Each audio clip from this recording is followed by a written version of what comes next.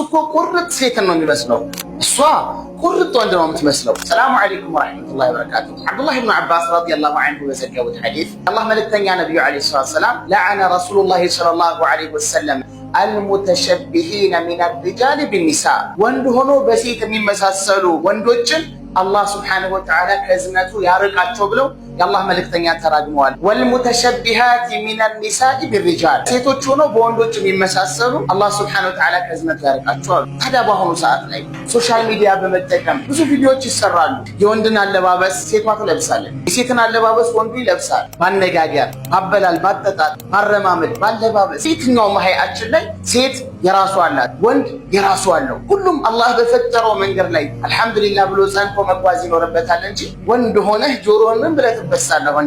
ወንድ ሆነህ ጸጉርህን እንዴት ብለህ ነው ሹሩባ የምትሰራው? ሴት ሆነሽ ጸጉርሽ እንዴት ትላጫለሽ? ሴት ሆነሽ እንዴት ነው የወንድን አለባበስ የምትለብሺው? አላህን ልንፈራ ይገባል። ካፊሮች፣ በነገ በአኺራ የማያምኑ ሰዎች፣ ቀብር አለብኝ ብለው የማያስቡ ሰዎች አደረጉ ብለን እነሱን ተከትለን መሄድ የለብንም። አላህን መፍራት ይገባናል።